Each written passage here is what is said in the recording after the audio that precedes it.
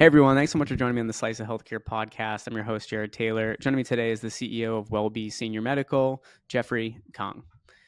How's it going? It's going great. I'm excited to have you here. Let's first dive right in. I always ask this for people. You guys have experienced a bunch of growth lately, but let's assume there's people listening that haven't heard of the company. So my question is, you're walking down the street, you're in a WellBe quarter zip, and someone goes, "What is WellBe?" What do you tell them? Basically, it's a primary care doctor or a geriatrician, a specialist in this, it takes care of you in the home. And company started a few years back. You had a background before that. You were working at ChenMed, which I'm sure a lot of people are familiar with. What was it that really enticed you to want to lead this company?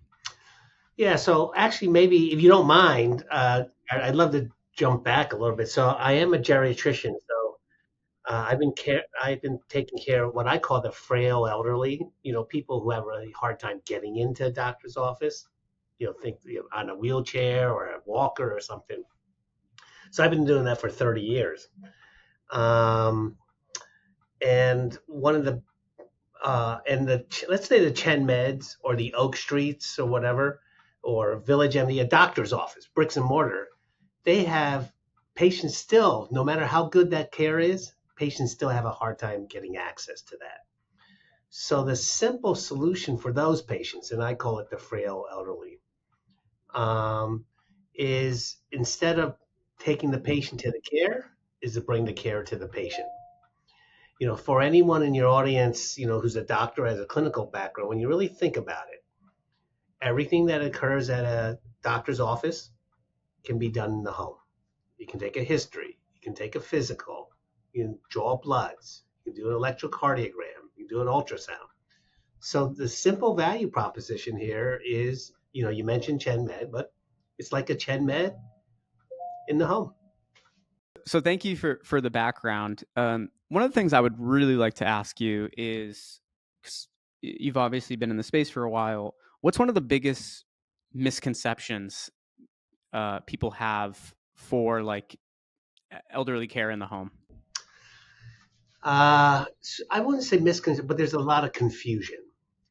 Okay, so when you think about in the home, there's something called personal care assistance, or some people call it home health. They go into the home, right?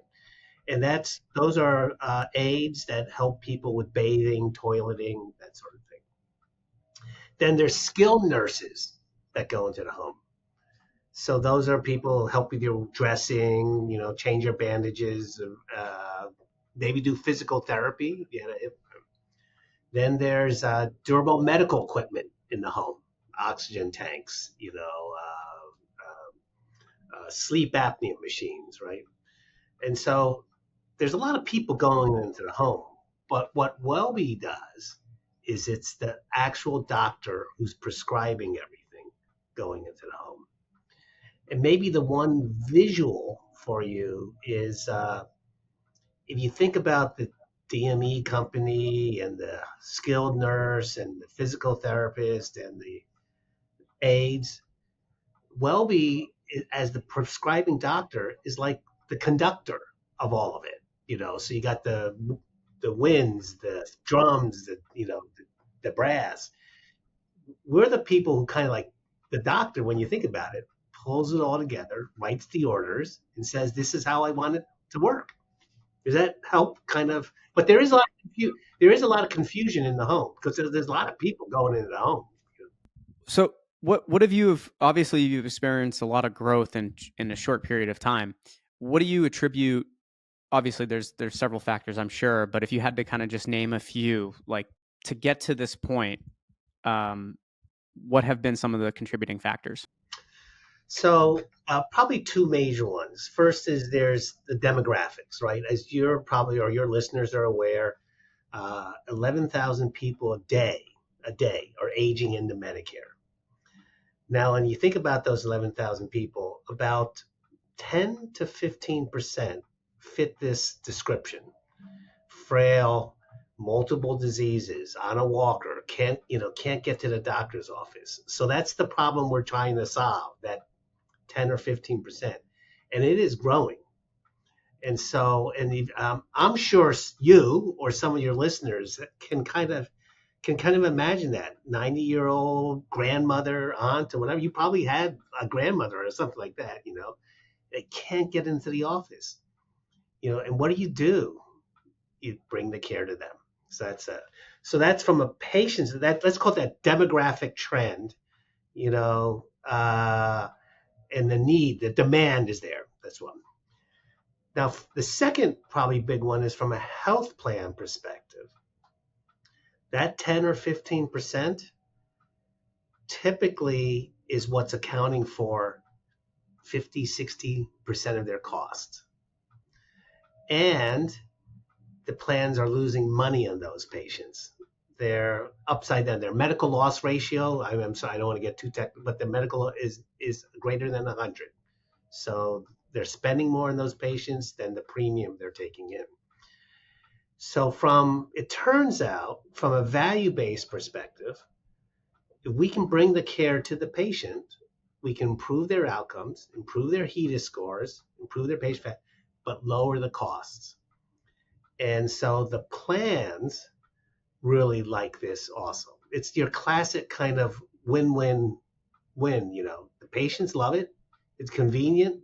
It's responsive. We're there. And the plans like it because we're solving one of their problems. You know, who's taking care of these people? They can't get into an Oak Street or whatever it is, right? Who's taking care of these people? And, who's really trying to improve their outcomes and lower their costs? So why historically has it been so difficult to get people the care they need in the home in a timely fashion? Yeah, so that's a really good question. Historically, this was in the payment for these models was fee for service. So, for example, 30 years ago, if I saw a patient at home, I was paid fee for service. What happens in that model is from an economic perspective, every time you make a visit, you're losing money. So just think about it. 30 years ago, I'm a doctor in the office. I see 25, 30 people a day.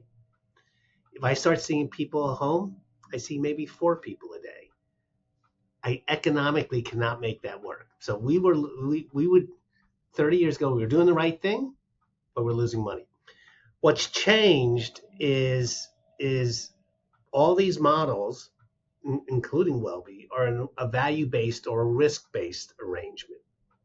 So we're no longer being paid fee for service, and we actually make money, and we take good care of the patients, but we make money by keeping people healthy and out of the hospital. And that's how we make our money. What excites you the most about what the future looks like with WellBe? Well, um, because of those two trends, so let's call it the demographic trends, and then we're solving the health plan problem, right? I think we're just going to continue to grow. Our vision statement is to have this model in every home in the United States. Now, we've been operating for 4 years. I apologize, 4 years. Over that time, we're now 150,000 members in 8 states, around 3 billion in revenue. That's like unbelievable, but that's just reflective of the demand that's out there, either from the member or from the plan. And so it's continued growth. There's more states, more plans, and from our more people. That's incredible. Well, congratulations, first off. And I can see you really light up when you're talking about this. I can tell how much you really like it. What's what are some of the challenges that still exist though that you have to be aware of and navigate? Um, I think the biggest challenge for us is something called density.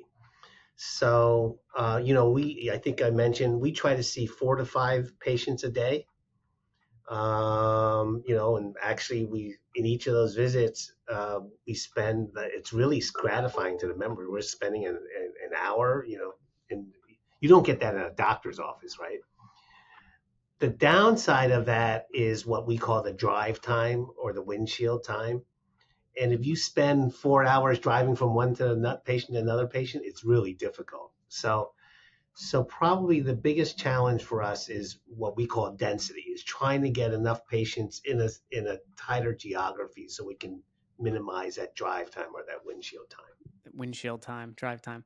Uh, so what are something? Obviously, you have some versus other areas of healthcare. You have some different waters to navigate because a lot of parts of healthcare, it's people looking out for, maybe their immediate family, right, their children, and in this case, you are probably also dealing with a lot of people that are taking care of a parent or something. So how what questions do they often have when they're looking towards these types of solutions? Obviously, now you have other people that have to be involved in the decision making process, right? Versus some other areas of healthcare, just the nature of it. But yeah, would love to hear your thoughts on that. Yeah, so that's actually. By the way, have you been in this situation as a loved one really sick or frail and I've had my grandfather, but he didn't even get to the point where he could have the in home care. Like he probably would have loved that a lot, not loved it, but um, you know, would have liked that a lot more. Yeah. Versus being in a hospital, all the time, getting care, but not to the degree that a lot of other people have. okay. So let's say your father, your father, and so and what from your perspective now. Let's say you're the son or the relative or the caregiver. There probably may be four things you're looking for, and we try to do all four. One, which is you need the convenience and the responsiveness. So if your father called you Saturday night and you live in St. Petersburg and he lives where did he live? Boston. Okay, so you're 300 or 400 miles away, right? What you're looking for is someone who's going to answer the phone and get there physically and responsive right away. That's what you're looking for, right? The WellBe model, 24/7, you get a live prescribing clinician. You don't get an answering service. You don't get, you get a doctor or a nurse practitioner, someone to write the order to. Okay, we go see you in your home, let's say next morning, or we have something called mobile urgent care, where it's everything that's on an ambulance, paramedic, all the equipment except for the stretcher. We can send that into your home within 30 minutes, into your father's home in 30 minutes. Okay. So that's number one. You're looking for that convenience, it's in home, and the responsiveness. When you really think about it, it's like have you heard of concierge medicine? It's basically concierge medicine, but we're going straight to your home. So all right, so and it's responsive. We get in there in 30 minutes. Okay. So that's number one. You're looking for that. Number two, I think you're looking for what I would call navigation or advocacy, that conductor, idea. Because there's all sorts of stuff. Your father is in, but all sorts of people go in the home. You got 5 different specialists. There are 20 different medications. Who's your pulling that all together? Who's your conductor, right? Maybe another analogy is who's your general contractor? You got plumbers, you got electricians, but who's like pulling the whole thing together, right? So that's the second thing you're looking for, and we play that role. I think the third thing that you're looking for, though, and sorry, it's these patients really what you're worried about is what I would call planning for the future. You've probably heard the term, you listen to it called advanced care planning. They're towards the end of your life. Who's really thinking ahead, anticipating the needs, what to expect, right? Because you're worried, right? So that's like care plans, advanced care planning, there's something called a pulse forum. But it's like, oh, what does my father want and need, and how do we plan for the future, right? That's the third thing. And then I think the fourth thing you're really looking for as a loved one, for your father, you're looking for someone to do it with compassion and empathy. The way I think about it is these are our parents or our grandparents that raised us. We owe it to them to take care of them with compassion and empathy. And so that's those are the four things that when I think about WellBe, what we're offering to people like the son or the grandson in your situation. Does that make sense? Makes total sense to me, and I love that breakdown, honestly. So I really appreciate you giving us. It's not about the technical part of care. The patient seeing a neurologist for their Parkinson's or whatever. It's all those other things that are really missing in the delivery system, right? That convenience, that responsiveness, that access, right? The compassion, the empathy, right? The thinking ahead, the advanced care planning, right? The navigation and advocacy, that conductor role that I described. Those are all the things for a really sick person. Those are all the things that are really missing in the system. Thank you so much for that breakdown, by the way. Great, like kind of story too, leading into each part of what the typical person is looking for. As we wrap up here, would just love to hear what's next for WellBe that really excites you. Um, so we're all Medicare Advantage right now. So I think at the end of the day, then it's like, do we want to get into Medicare fee for service, or do we get into Medicaid, or eventually the commercial population?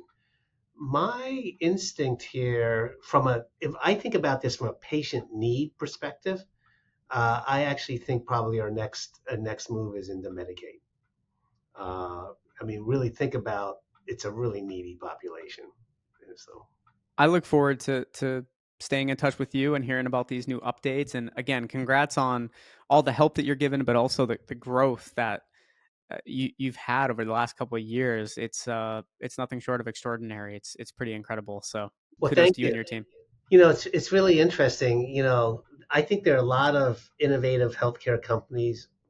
Uh, they come up with something interesting, but then they're trying to figure out um, a market for it. We're completely flipped. There's clearly a market demand for it, and we're just filling the gap. And I think that's why it's growing. Absolutely. Yeah. Well, again, thank you so much for joining us here today and telling your story and giving us and our listeners a bit more of what's happening. But look forward to future conversations. Absolutely, and all the best. I've enjoyed talking to you, and if anyone that's interested, just send us an email to start@wellbe.com.